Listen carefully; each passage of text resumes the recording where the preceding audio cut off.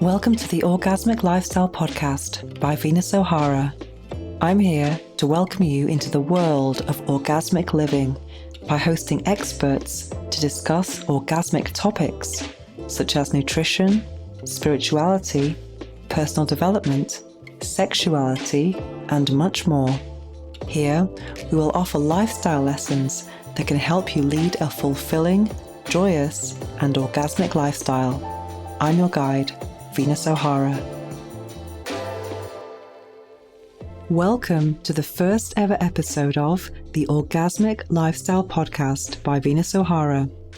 In episode 1, we'll be interviewing Dr. Laurie Mintz, who will be helping us to become cliterate. Then I'll be reviewing the book I'm reading now, which is The Real Self-Love Handbook by Dr. Andrea Pennington. And finally, we'll be experiencing a guided meditation using clitoral gratitude affirmations.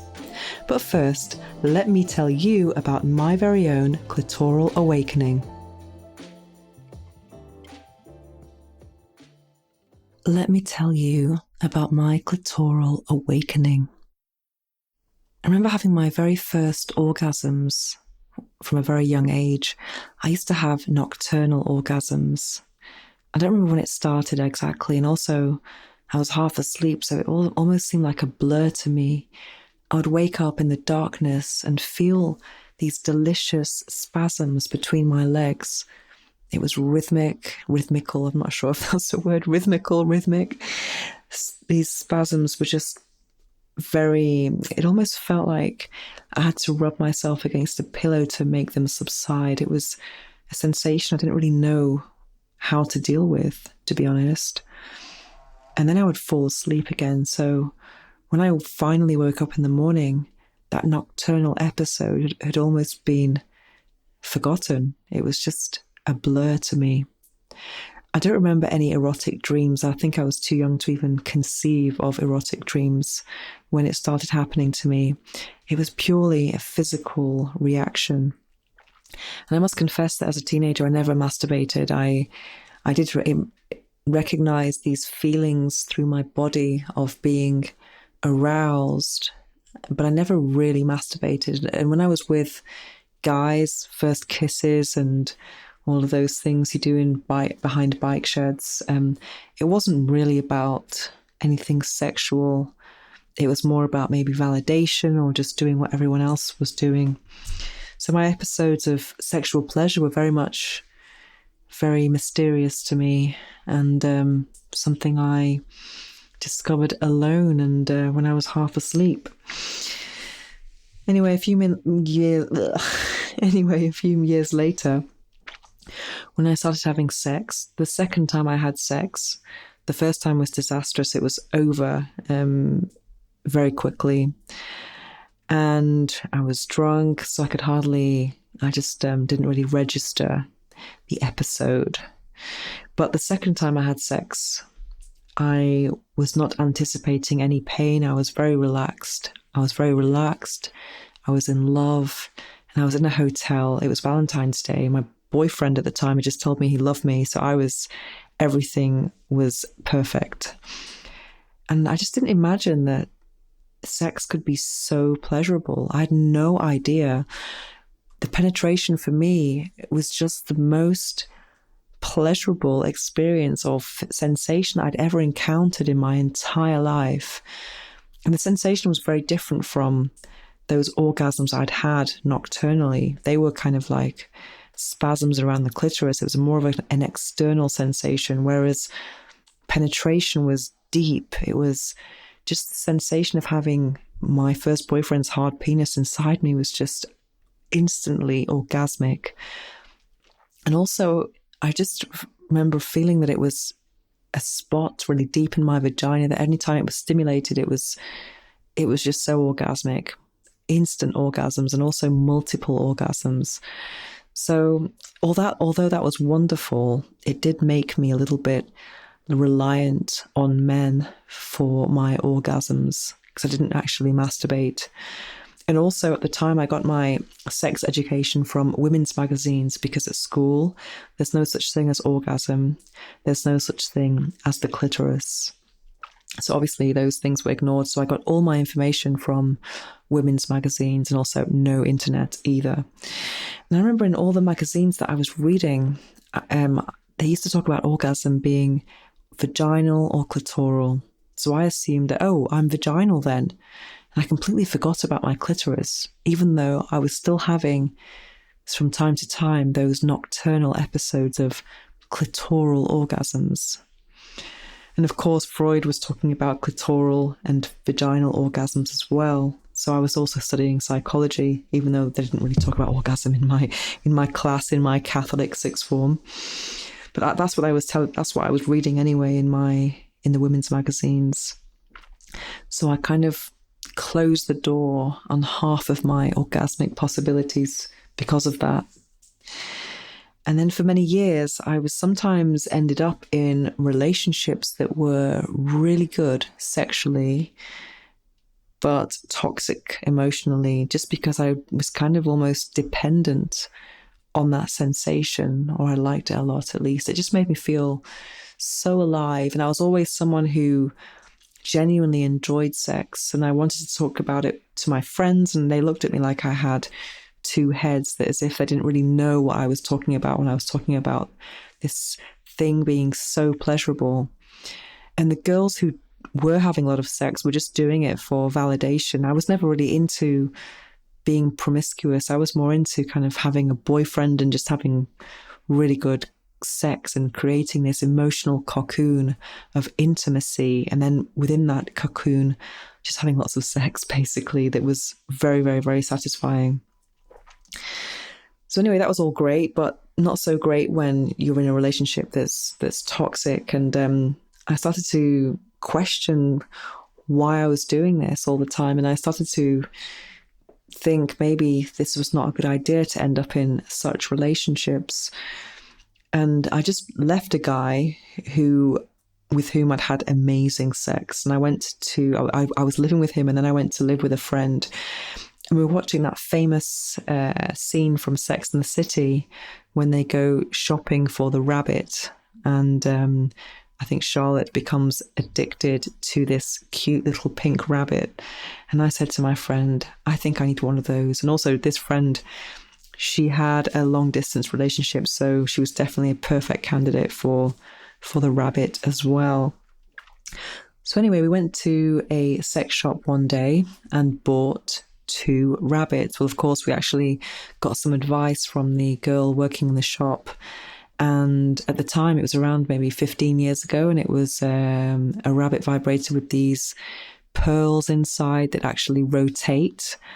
And it was made from a material that's no longer used. It's called jelly, which is actually porous, and it's dangerous now.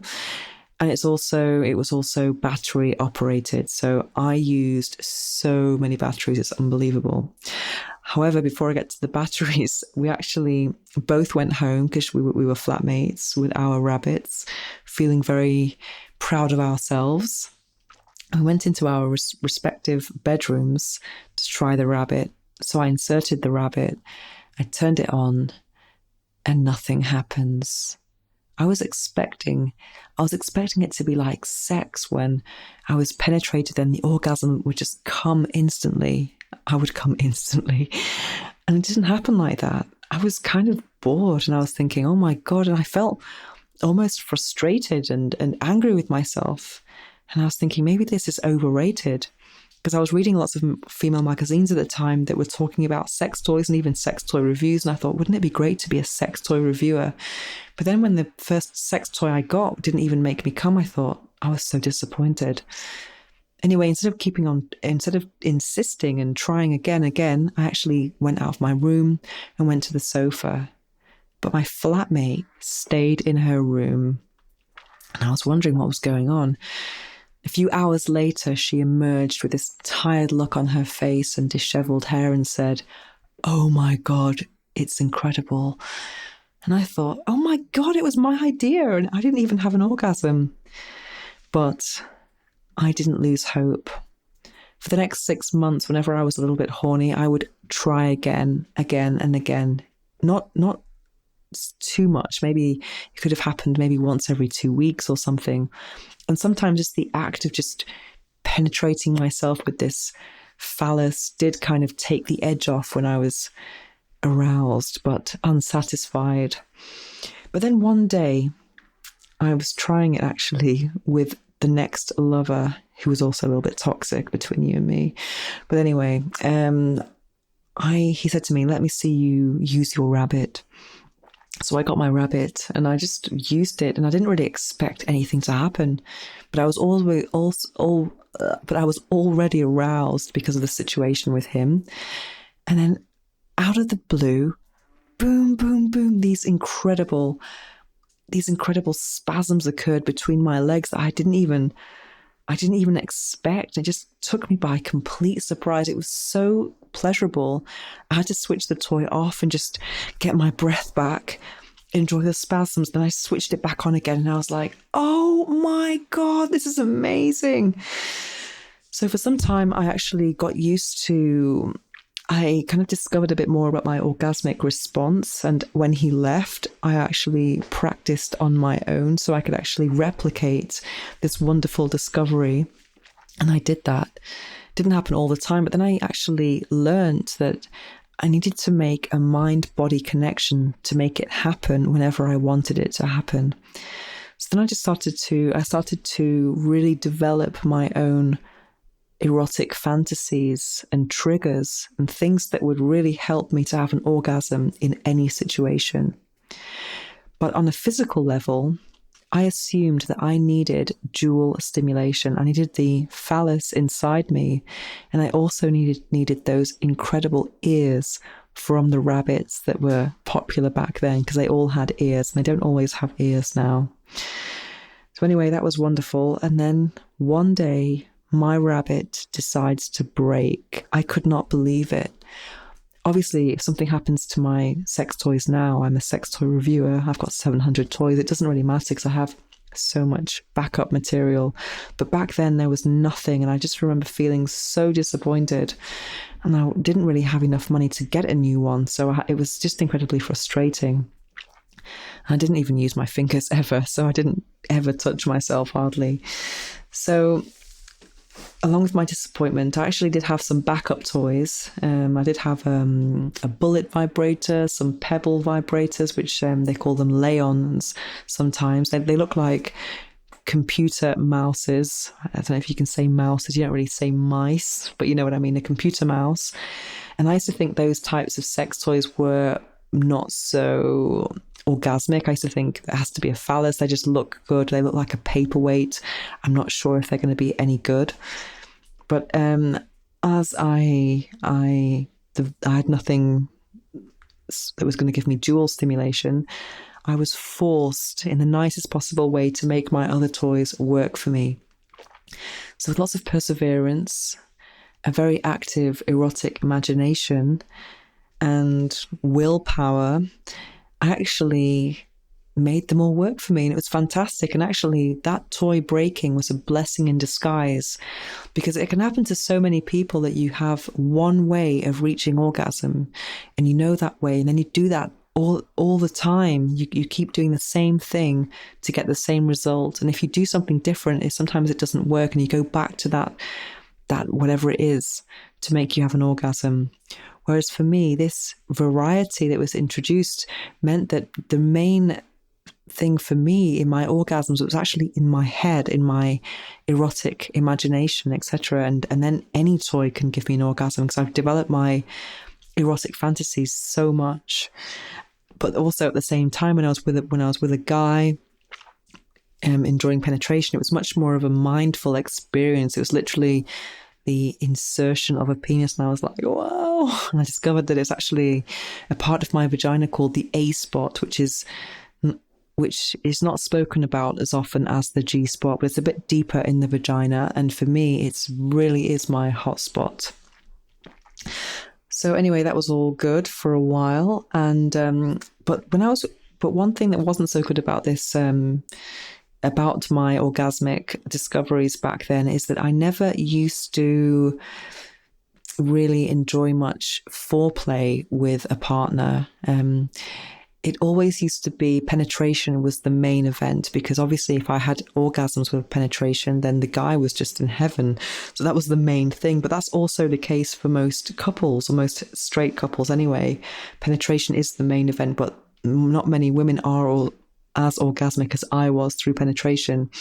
So in foreplay, whenever a guy went down on me, I never used to maybe have the patience to kind of really enjoy it. Obviously, I did enjoy it sometimes. And what I really enjoyed was seeing a guy enjoy it, and a guy who was really into it. And because that's something that really turns me on, is when a guy is genuinely into oral sex and they love the taste, and they want to do it, and they also have an erection while they're doing it. They're not just giving a couple of half-hearted licks because they think that's what they should do. So I've really experienced some guys who really have enjoyed my body, and that's really turned me on. And it didn't really matter to me so much that I wasn't having orgasms through cunnilingus, but I used to get very turned on. I would say, condom now, let's have sex. But anyway, as I had discovered having orgasms with sex toys and without any penetration at all, a few years ago, it could be about 7-8 years ago now, I actually decided to be patient and not rush the penetration phase of sex, and just kind of really lie back and enjoy it. And then it was a New Year's Eve, and I was with this guy that I'd met online. It was really crazy. But I had the most epic oral sex orgasm, which was actually much better than a sex toy. And I remember I was lying down, face up, and his head was between my legs. And when I could feel my orgasm coming, I was thinking, oh my God, this is going to be so memorable. And it was so intense that my whole pelvis was like bouncing up and down on the bed, and my thighs closed. And I thought, I'm going to break his nose. Oh my God. But I was just like screaming, and it was incredible. And obviously he enjoyed seeing me like that. And then he went for a second orgasm. I was like, oh my God, this is like so cool. And I also really enjoy when a guy kisses me after going down on me. I remember seeing another episode of Sex and the City when I think it was Miranda, and a guy went down on her and kissed her after, and she thought it was the most disgusting thing ever. But for me, I'm just like, I love it. I love my own taste, and I love it when someone enjoys my taste as well. So yeah, so that's been really, really good for me, just enjoying my clitoris in different moments. But these days it does take a very, very long time for someone else to give me a clitoral orgasm, but it's always worth the wait. And penetration is something that's a bit more mindful, and then clitoral orgasms are a bit more in my head. But let me just correct myself there, because there are not vaginal and clitoral orgasms. There are orgasms, and they can be provoked by clitoral stimulation or vaginal stimulation, which is something I discovered much later. So in actual fact, it wasn't like what I was reading in those magazines that said women are vaginal or clitoral. We can be both. And I always say to myself, why choose if you can have both? That's how I'm living my orgasmic lifestyle at the moment.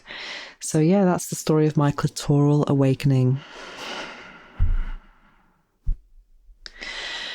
Another thing that's very important about the clitoris, for me at least, when I'm with a person and they go down on me and they stimulate my clitoris, it takes a really long time. It takes much longer than with a sex toy, but the orgasm is often a lot more intense. And even though there are many different types of sex toys now, they cannot replace a skilled cunnilinguist. So that's my personal opinion and my personal experience. However, a vibrator is a bit more kind of, I don't know how to describe it, probably a bit more efficient. But yeah, because obviously you can control the pressure, the place, and all of those things. Whereas with a person, it might not always be constant. There's a build up, and it's a bit slower. At least that's my experience. But I'm happy that I can actually enjoy it both ways. And for me, it's no longer a question of clitoral or vaginal. I'm both. I always say, why choose if you can have both? Now it's time for this episode's interview. I'm going to be speaking to Dr. Laurie Mintz, author of Becoming Cliterate. Okay, well, thank you so much for joining me today. It's a real pleasure, because I always feel that when I read someone's book that I have some kind of connection. It's a very intimate feeling, and then actually speaking to the author is a very special thing. Well, it's my honor, and I thank you for reading my book. Yeah, it was great. I really loved it. Oh, good. So welcome to the Orgasmic Lifestyle Podcast, and thank you so much for taking part in this interview. I came across your book when I was looking for female sexuality books online, and then I just saw Becoming Cliterate, and I thought, what a great title, so I bought it immediately. So would you like to tell us what Becoming Cliterate means exactly?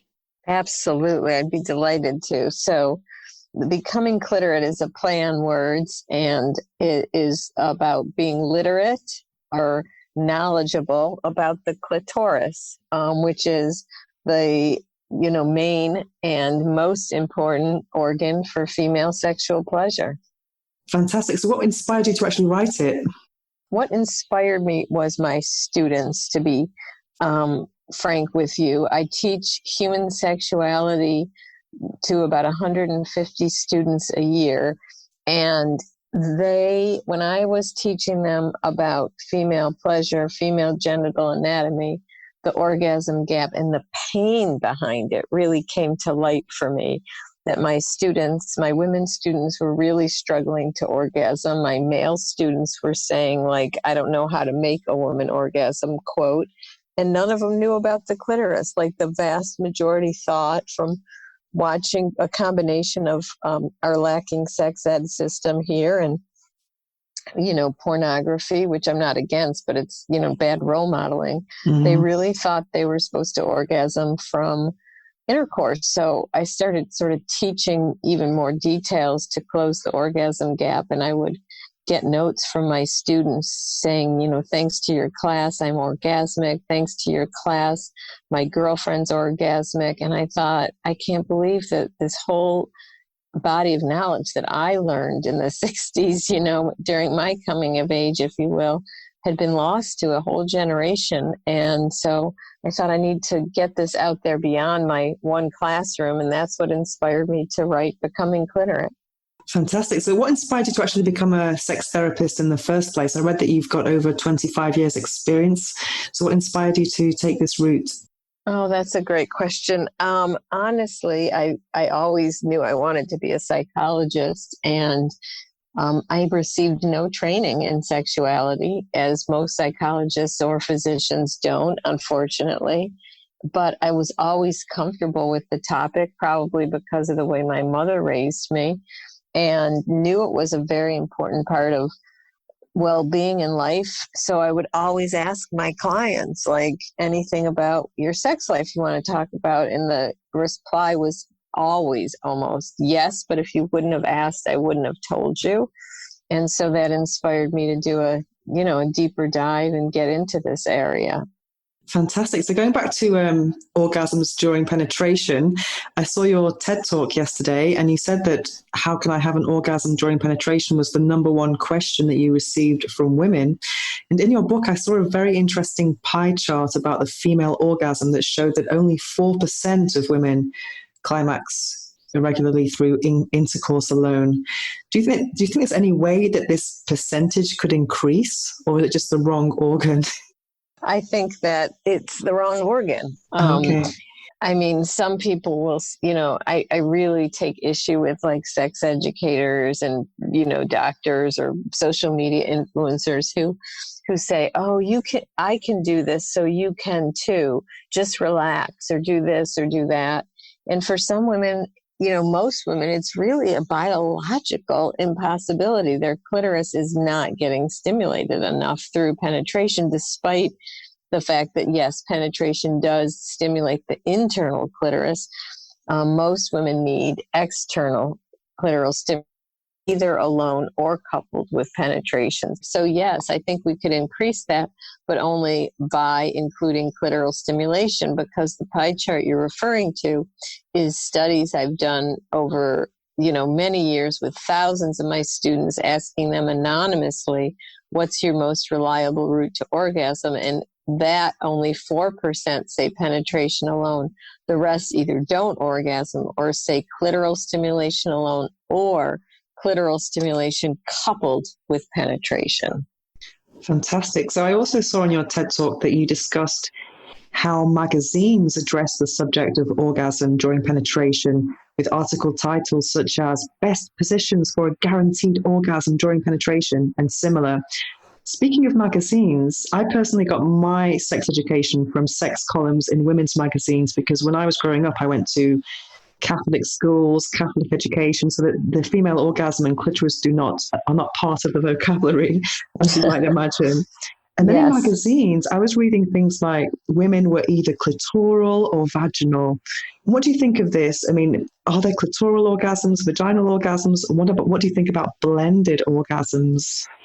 Okay, so that whole idea of vaginal versus clitoral orgasms goes all the way back to Freud, who is the one who first, distinguished clitoral and vaginal orgasms. And he said, and this caused harm that we're still dealing with today, he said that once a woman is mature, she will transfer her feelings from her clitoris to her vagina. That's like saying when you're mature, you'll start breathing out of your ears instead of your nose. I mean, it's just insane. We don't transfer, our feelings from one organ to the other. In terms of what do I think about the distinction, are there different kinds, clitoral, vaginal, blended, G-spot orgasms?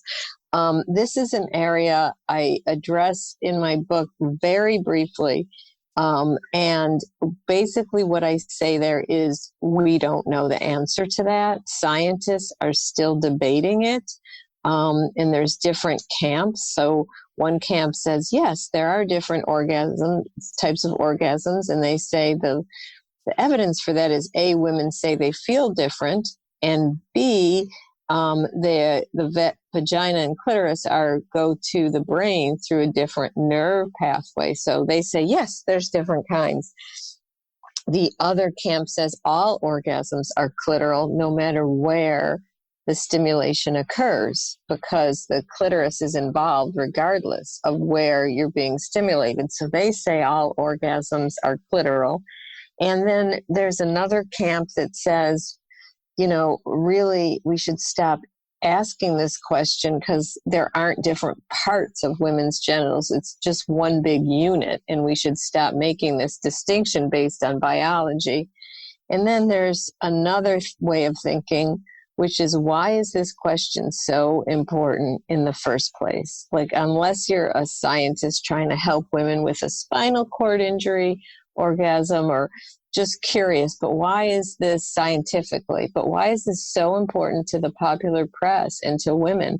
And it is the answer to that. Like, we don't ask, are there different types of male orgasms? That you don't see that question as much in the literature or in the popular press, I'm sorry. And so, it's only when it comes to women's orgasms that we distinguish types, and by doing so, declare one superior over the other, and one is a better goal to strive for. So what I would say is, scientifically, we don't know the answer, but culturally, I think we have to examine, why is this question so important? I think it's important. I think maybe people are seeing that in porn. Obviously, it's fake, but then they're seeing a massive difference between what's on the screen and what's in their bed, perhaps. Oh, that's true. Yes, which is the source of so much pain. Yes, exactly. Absolutely. Yes, yes. I must confess that I am part of the 4%. So I always felt very lucky when I was reading all these things in women's magazines when I was discovering my sexuality, that I can have an orgasm from penetration alone. And for me, it just seems to be easier and faster than with clitoral stimulation. And so I discovered this the second time I had penetration, so it was completely like mind blowing. But then, as I was reading these magazines that were telling me I was clitoral or vaginal, then I ignored my clitoris for a long, long, long time. And even during cunnilingus, I would say after a while, even though it was nice, like, yeah, stop, just let's have sex now, let's have penetration now.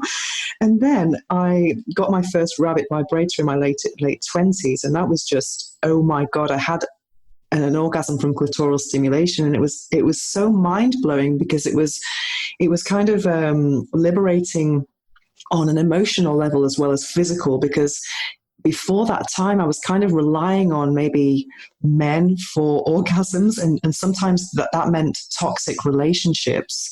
So I just felt this kind of like sexual dependence on men. And so do you think that becoming cliterate can be a transformative experience for most women?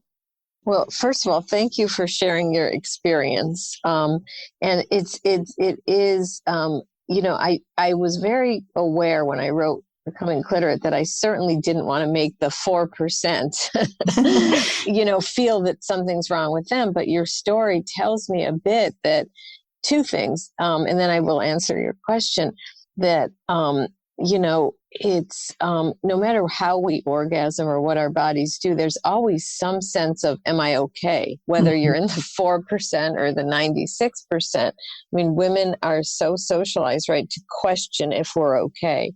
So I'm glad you still found my book really useful, even though it was really aimed at the 96% who thought they should be in the 4%, not the 4% who, wondered about the 96%.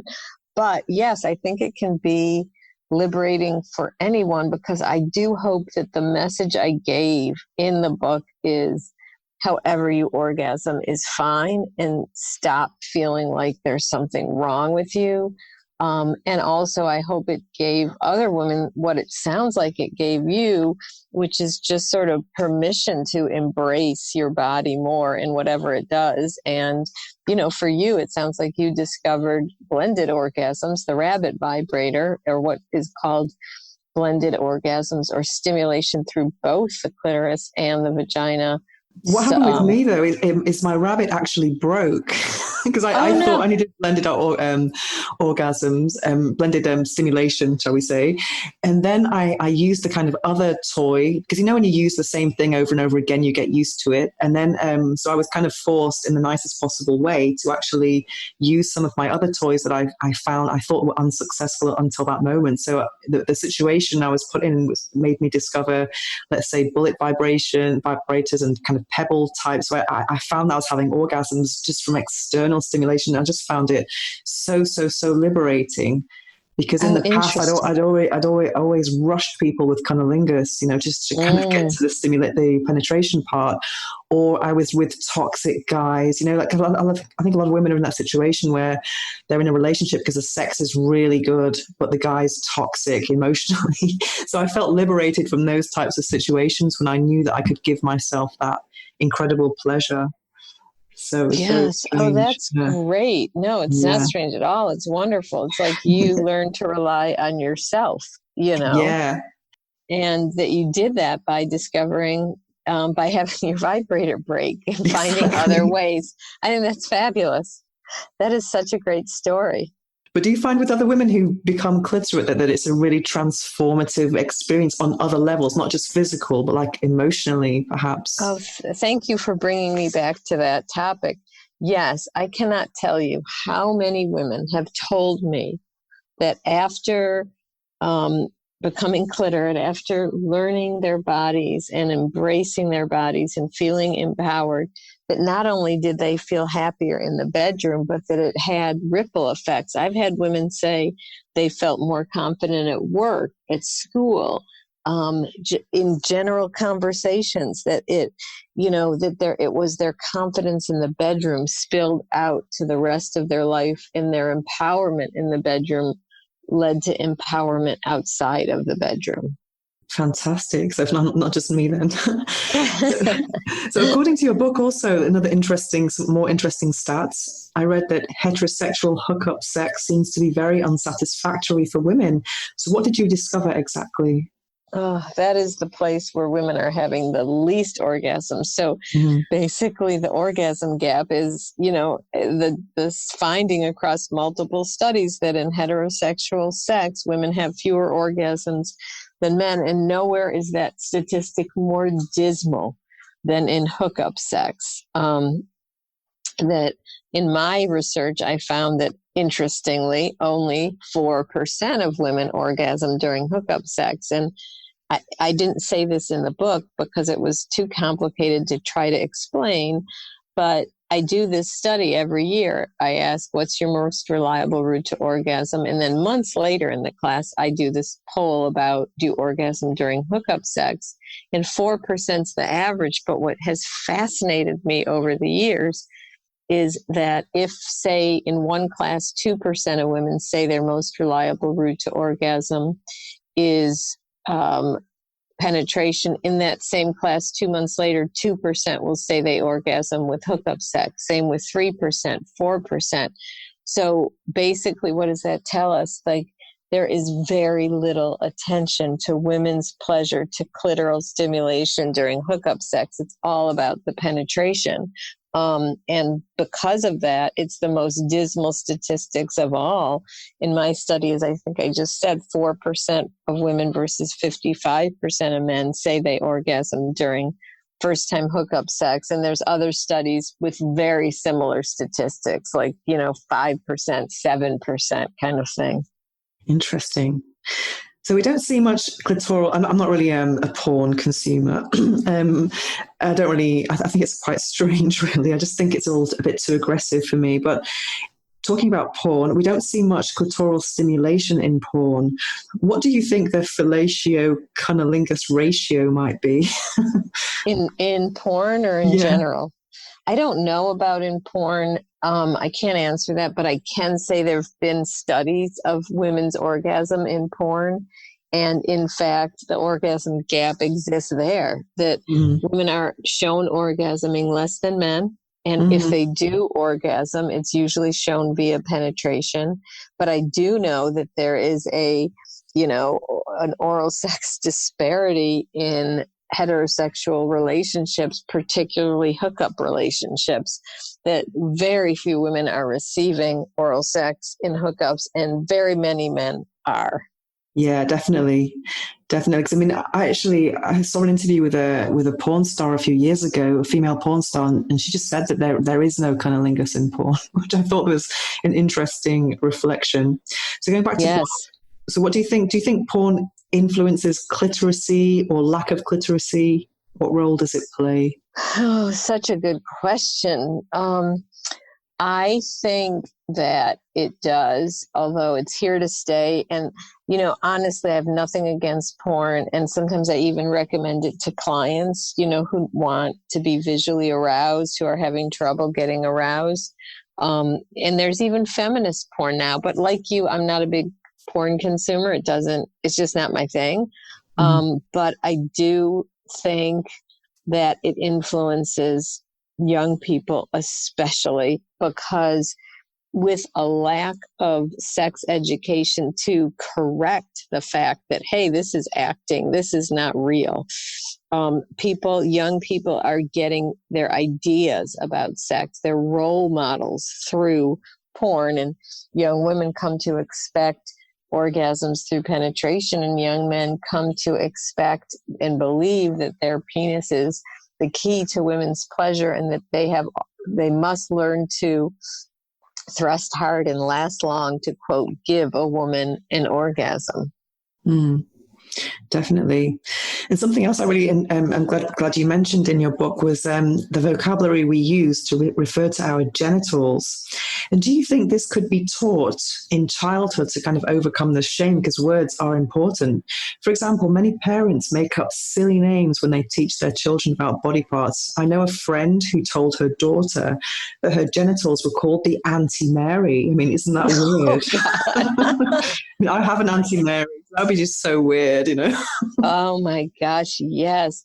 No, I mean, thank you for bringing up the language piece, Venus, because honestly, that was my favorite chapter in the whole book, and the funnest to write. And I have so much passion about the language we use.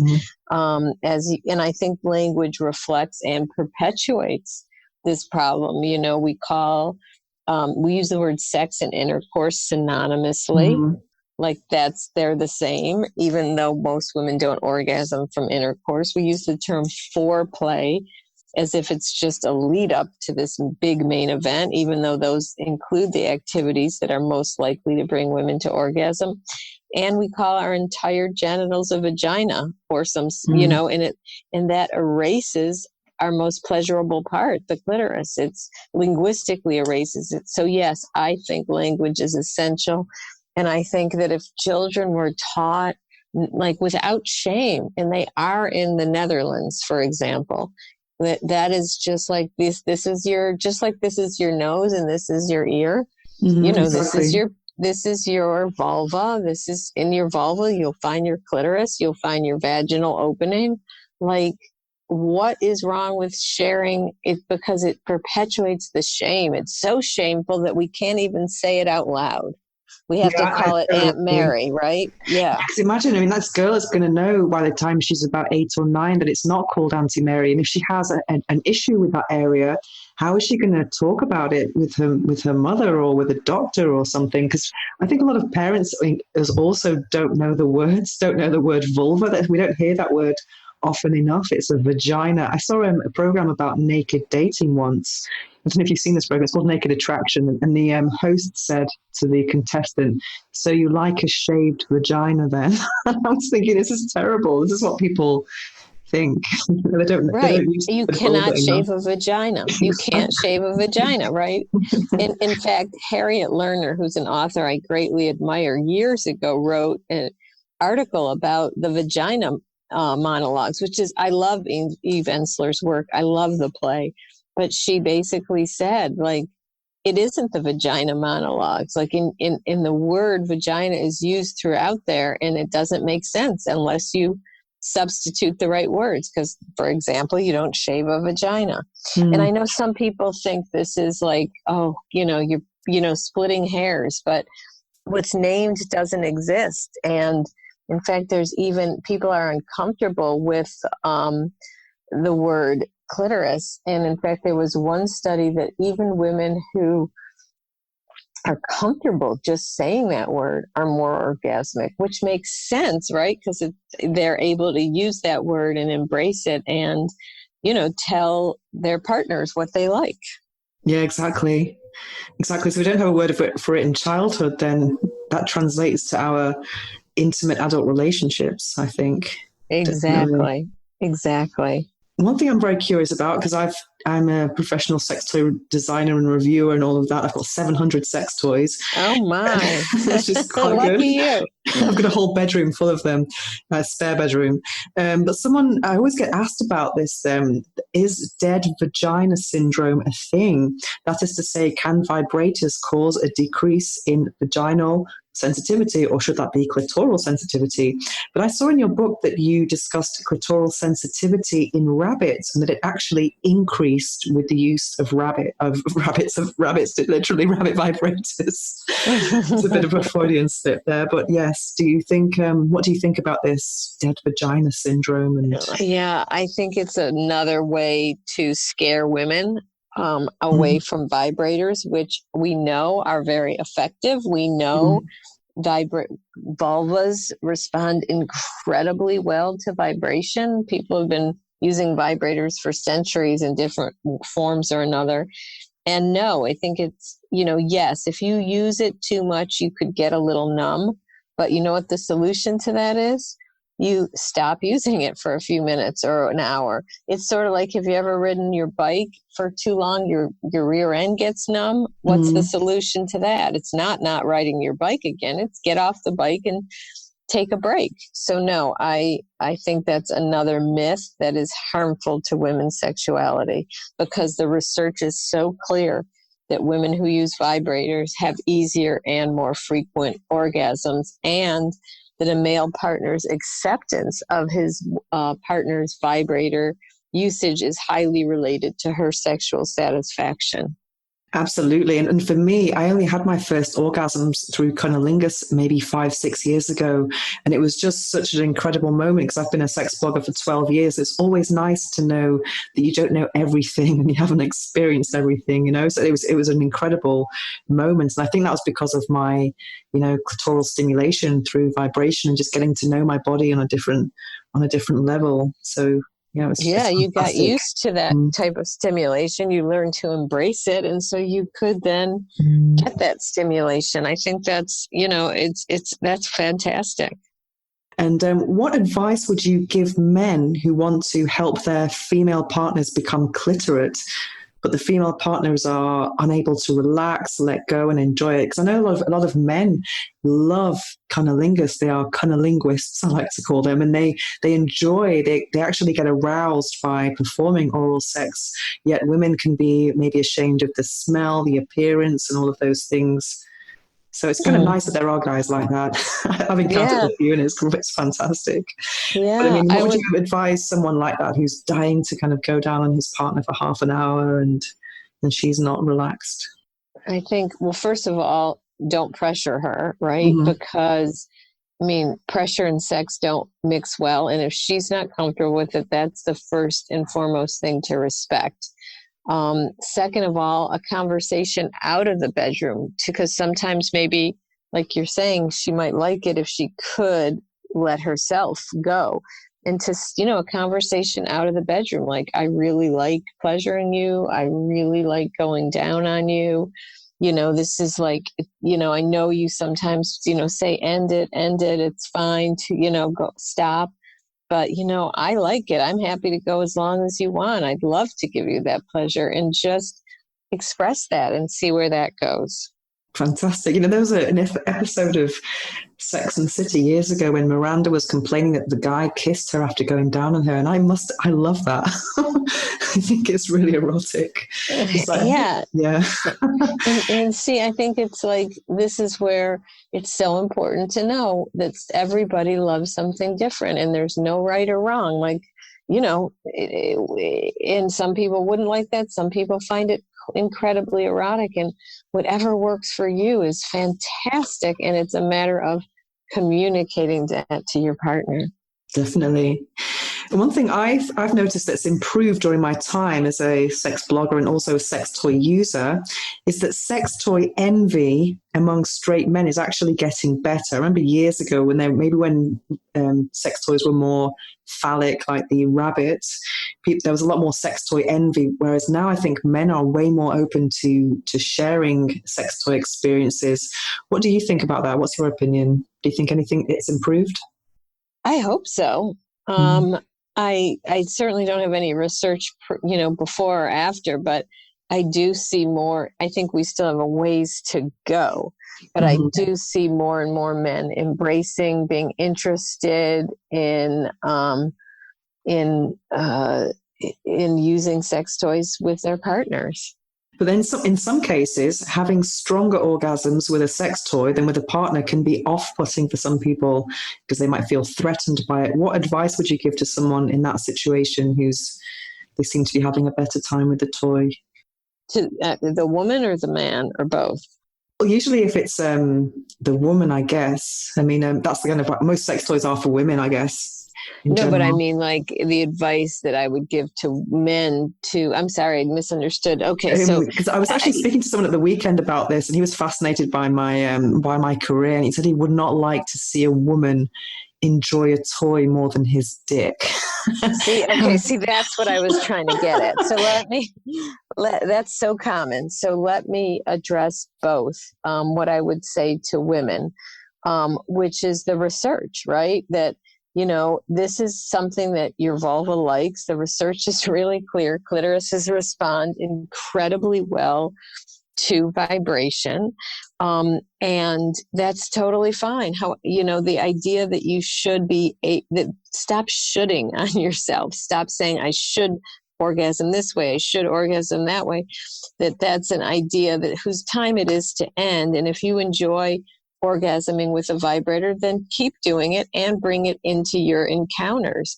We don't tell men to stop orgasming through penile stimulation or intercourse or whatever their preferred mode is. It's only women where they find this really effective way, and we say, ooh, don't do that, you'll get addicted or it's bad. And to men, I think it's a matter of education that, if they say, I don't want her to enjoy a vibrator more than my dick, they're still under the fallacy that their penises are essential to female pleasure. And there's a great book called She Comes First by Ian Kerner, which is all about cunnilingus. And he does what I try to do as well, but from a male perspective and about oral sex, and really saying that once as a man you embrace and understand that women's key to pleasure is clitoral stimulation, that you can have better sex yourself because it takes off the pressure to thrust hard, last long, and that it takes away that this is some achievement that you need to do, and you can relax and enjoy sex more. And if the whole point is that you want your partner to be satisfied, why not have her be satisfied by what really satisfies her instead of some mythical thing that won't really work? Yeah, exactly. I mean, it's fun to see. I mean, I was trying a male test sex toy last night, and I actually love seeing the reactions. I think it's real turn on. So now for some shorter questions. So it doesn't have to be related to sex, or it could be, depends. What is the book that changed your life? Oh my gosh, what a question. The book that changed my life. Well, it could be a few. Are you talking about in my childhood or my adult life? Or in general, it could be anything, a book that had a huge impact on you. I'm really into reading, you see, so I'm going to have a reading part of this podcast. Okay. When I was a kid, my mother, who is now passed away, had a book that was her favorite. I mean, I don't even know if you can get it anymore, but she read it so many times and she gave it to me. And I think I don't even remember the details of it, but I remember the name, Marjorie Morningstar. And that had a great impact on me. I think it just made me like to read. And then another book that I love, that I think was my favorite book ever, is The Color of Water. Oh, sounds nice. Actually, it's actually a story of a Black man who was raised by his white mother. It's an autobiographical memoir. And it just was a powerful, powerful book. So that I remember. I mean, there's so many, but I think I'll stop there. Oh, cool. So what was the last book you read, or what are you reading now? Do you like to read? I do I'll be honest with you, since I have been writing so much, I don't read as much because I spend all the day in front of the computer. When I get in bed at night, I literally want to watch a kind of mindless TV show rather than read. So I generally read on vacations, and I usually alternate between some fiction and nonfiction book. And the sex book I'm currently reading right now is by Ian Kerner, called Tell Me About the Last Time You Had Sex. And I am also currently, I'd have to get my Kindle to tell you what the other book I'm reading is. That's how bad my memory is. So nothing, that's the one that comes to me right now that I am reading. Fantastic. I'll check it out because I'm always reading. So, and some advice for our audience. How can our audience live a more orgasmic lifestyle? Basically, I think that if you define orgasm as pleasure and in mindful pleasure, right? Because to have an orgasm requires embracing pleasure, and it also requires you to stop analyzing, stop thinking, just be in the moment, put your mind and body in the same place. Like, notice when your mind wanders and instead bring it back to the present moment. So I think the best advice for living an orgasmic life is 1, embrace pleasure, 2, practice mindfulness, and 3, in terms of orgasms in general, especially for women, like, embrace your clitoris, explore your body, get to know it, call it by the right name, get this. And if we're talking about heterosexual women, get the same type of pleasure, the same type of stimulation alone with a partner as you get alone. Many of us will, stimulate ourselves externally alone and then expect to orgasm from penetration when with a man. So it's just a simple tip. Get the same type of stimulation alone and with a partner as you do alone, including bring your vibrator in. So attitude, mindfulness, and targeted stimulation. Fantastic advice. So where can people find you? Thank you for asking. Yes, thank you. My handle on Instagram, Twitter, Pinterest, Facebook is all the same, and it's the same as my website, which is Dr. Laurie Mintz, DrLauriemintz. My website is www.drlauriemintz.com. And if you go there, you'll find links to my books, you'll find links to my social media, etc. Fantastic. Well, thank you so much for speaking to me today. It's a huge honor, and I'm so glad it all worked out. So thank you so much. Thank you for interviewing me. It was so delightful to talk to you. Thank you.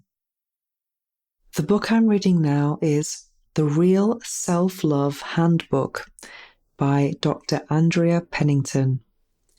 I'm reading this book because Dr. Andrea Pennington, has kindly agreed to be interviewed by me on this podcast. So, of course, I had to read her book. And self-love, well, this podcast is all about self-love, and I'm all about self-love. And so I thought it would be a very interesting book to read.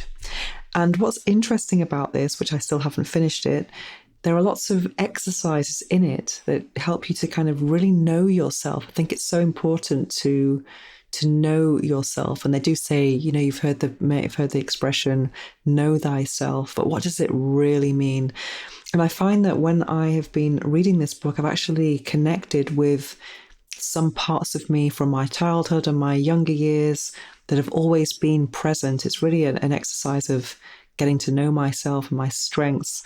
And in a parallel fashion, in parallel to this, I'm actually doing therapy. I've been doing therapy now for about 3 or 4 months, and I'm not too happy with the therapy I'm receiving because it's all psychoanalysis and all this emphasis on the past and traumas and just too much focus on the past. Whereas I believe in spirituality, everything is more about the present. The present is all we have. So instead of focusing on the past, which the past is very important, what I like about this book about the real self-love is that it focuses on the past, but kind of good things in life. For example, thinking about your peak experiences in life. I think that's so interesting.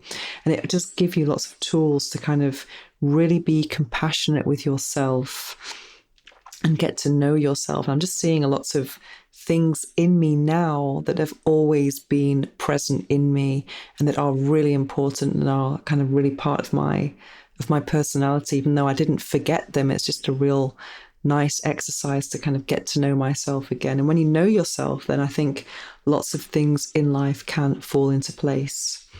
Anyway, about this book again, it's a proven 5-step process to liberate your authentic self, build resilience, and live an epic life. And that's something I am looking forward to doing. And I'm hopefully doing it. And we're all on a journey, I suppose. And let me just read something from the blurb here. As a functional depressive, Dr. Andrea enjoyed a high-powered media career with all the outer appearances of success. But she was miserable inside. After years of battling imposter syndrome, constantly striving for perfection, a spiritual awakening prompted her to break free as her authentic self. Inspired to help others awaken their true self, and after more than a decade of research and experience with her patients, a 5-step self-discovery framework emerged called the Cornerstone Process, which she expertly presents in this book.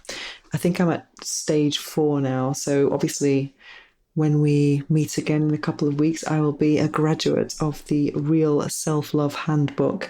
But I can already say that I'm having lots of enlightening moments, and there are some exercises in it that help you to get to know yourself and remember good things. For example, something I love here, there's something about a peak experience in the past. And that's not something I'm doing in my therapy. My therapy is all about traumas and just bad stuff when you go back in the past, but it's kind of really empowering to think about peak experiences. And anyway, this says peak experience, blah blah blah, how I made it happen and which strengths were active, why I did it, what motivated me to do it, and my underlying paradigm. So I think this is interesting because when I think about one of my peak experiences in my life, it was when I was living in Paris, and I met a group of people who were all from different countries. And for the first time in my life, I actually had a group of friends, and I had the same relationship with all members of that group. Whereas I've always been a kind of, if I'm in a group, I'm always friends with one or two people in that group more than the others, and maybe have some issues with connecting with people sometimes, or I just don't find, I don't know, the stimulation or the inspiration. But at that moment of my life, I just remember how much I used to laugh and how much these people meant to me. And it's interesting when I think about the next question here is how I made it happen and which strengths were active. Well, and also why I did it, what motivated me to do it. Well, I was driven by loneliness because I was actually living in a studio apartment in Paris, and at a time when there was no internet, social media, and spending time alone was much more challenging without those things in my life, for sure. And I tried to change the situation, and I joined a class of French people, of French for foreigners, and that's where I met all these people. And I was actually, they absolutely changed my life. So I was actually driven by something, quite sad. And it's really empowering to think about that. Whenever you're sad in life, you could be just around the corner of some of your peak experiences. So that's made me quite excited. And yes, and also there is a link to a personality quiz, and I do love personality quizzes. But what I found was something that's very important for me is actually humor in my life, and it was one of my number one values, I think. So I think that's really insightful for me about. It is something that's lacking from my life now, is actually humor and a kind of group of people that I really connect with and I can laugh with to the point where my stomach's hurting. I do miss that, definitely. But it's not been easy with all the COVID restrictions and social distancing, but hopefully I will be on my way to that. And this book is going to help me love myself in many other ways as well. But I'm already doing lots of self-love. In fact, every day when I go to bed, I have a journal and I write 3 things of self-love that I did that day. So that's something I'm already doing. So, and I also I opened a self-love bank account, which I highly recommend. And with that money in that bank account, it's for holidays, it's for clothes, massages, and lots of things to actually spoil myself. So you can never love yourself enough.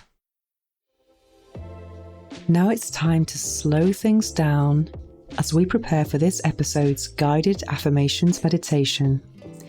It's probably not a good idea to listen to this while driving or operating machinery. Instead, take a break from whatever you're doing, get comfortable, take a deep breath, and enjoy.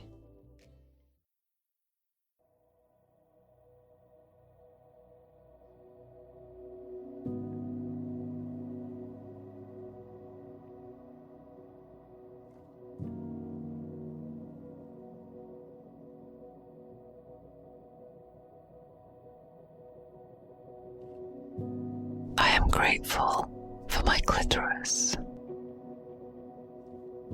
I love my clitoris.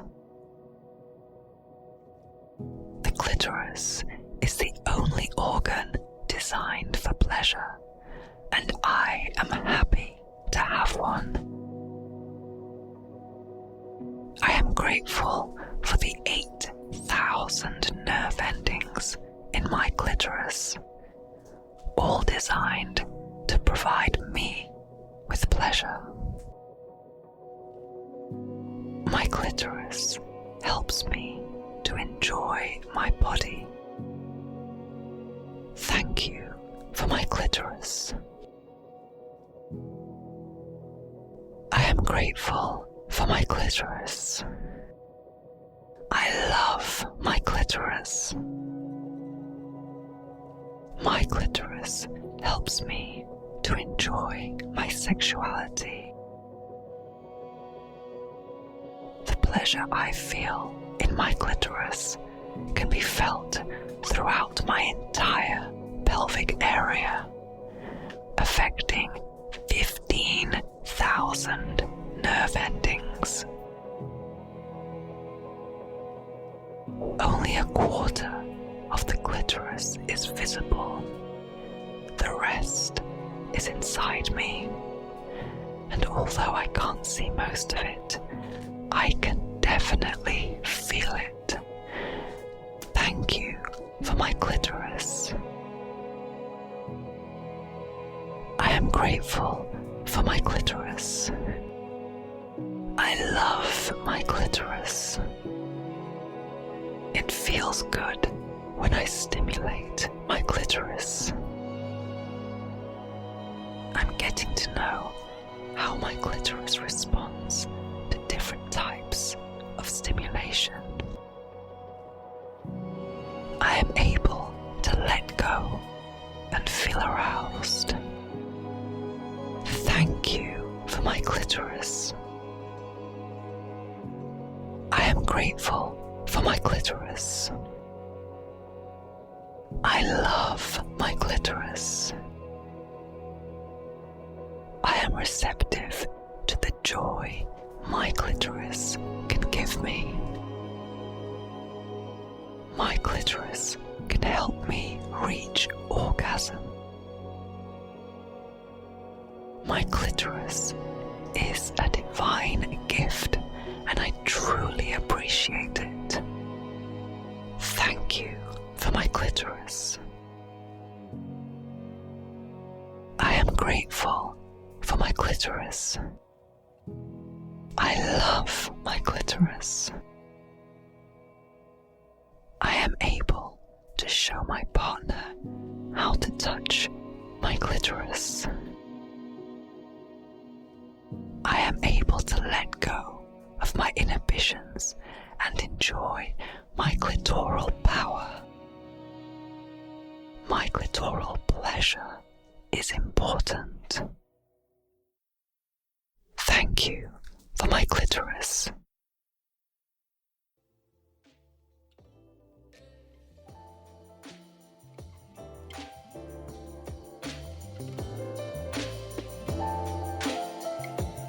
To find out more about me and my orgasmic lifestyle, visit venusohara.org or follow me on Instagram at instagram.com/venusohara. Make sure to search for the Orgasmic Lifestyle Podcast by Venus O'Hara in Apple Podcasts, Spotify, and Google Podcasts, or anywhere else podcasts are found. Make sure to click subscribe so you don't miss any future episodes. Thanks for listening, have an orgasmic week, and make sure every day is a climax.